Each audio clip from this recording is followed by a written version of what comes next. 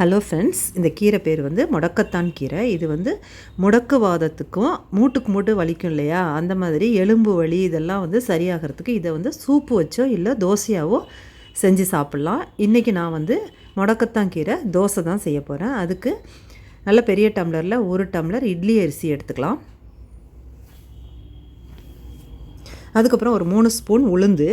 ஆக்சுவலாக இந்த கீரை வந்து உளுந்து மாதிரி கொலன்னு இருக்கும், அதனால் சிலர் உளுந்து சேர்த்துக்க மாட்டாங்க. 2 ஸ்பூன் வெந்தயம் சேர்த்துருக்கேன்.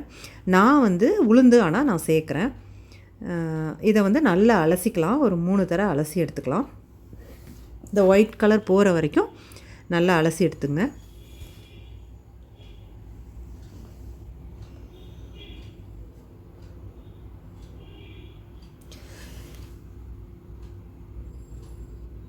இதை வந்து ஒரு மூடியை போட்டு ஃப்ரிட்ஜுக்குள்ளே வச்சுருவேன். நைட்டு வந்து நான் வெளியில் வச்சு இப்போ எல்லாம் இட்லி எதாக இருந்தாலும் வெளியில் ஊற வைக்கிறதில்ல, ஃப்ரிட்ஜிலே வச்சு அதை ஊற வச்சுக்கிறேன். எல்லாமே நல்லாயிருக்கு, இட்லியெல்லாம் நல்லாயிருக்கு. இந்த முடக்கத்தாங்கீரையும் நல்லா ஒரு 2-3 தடவை அலசி எடுத்துக்கலாம். நீங்கள் ஃப்ரிட்ஜுக்குள்ளே ஊற வச்சு இட்லிக்கெல்லாம் அரைச்சி யூஸ் பண்ணி பாருங்கள், செம்ம சாஃப்டாக வருது இட்லி. இப்போ வந்து ஊற வச்ச அந்த அரிசி, உளுந்து, வெந்தயம் இது 3ஐயும் மிக்சியில் நல்லா அரைச்சிக்கலாம்.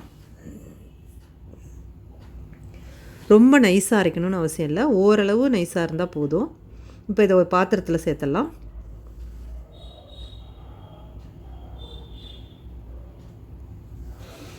அதே மிக்சி ஜாரில் இப்போ இந்த முடக்கத்தாங்கீரையை நல்லா நைஸாக அரைச்சிக்கலாம். இது நல்லா கொலன்னு உளுந்து அரைச்சா எப்படி இருக்குமோ அதே டெக்ஸ்சருக்கு வரும்.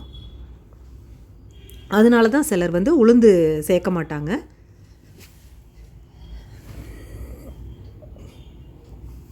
இப்போ உப்பு கொஞ்சம் சேர்த்து நல்லா கரைச்சிக்கலாம்.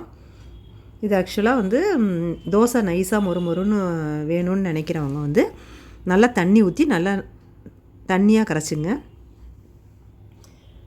கரைச்சிட்டு இதை தோசையை ஊற்றிடலாம். நம்ம ஊற்றிட்டு எண்ணெய் கொஞ்சம் சேர்த்துட்டு மொறுன்னு வந்தோடனே எடுத்துடலாம்.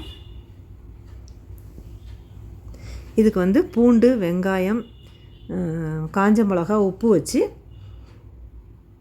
நல்ல ஒரு பூண்டு சட்னி தான் இதுக்கு செம காம்பினேஷன். தோசையை சுட்டு பூண்டு சட்னியும் வச்சாச்சு. சூப்பரான முடக்கத்தாங்கீரை தோசை ரெடி ஆயிடுச்சு. இந்த வீடியோ உங்களுக்கு பிடிச்சிருந்ததுன்னா லைக் பண்ணி, ஷேர் பண்ணி, கமெண்ட் பண்ணி, சப்ஸ்கிரைப் பண்ணிவிடுங்க. Thank you friends.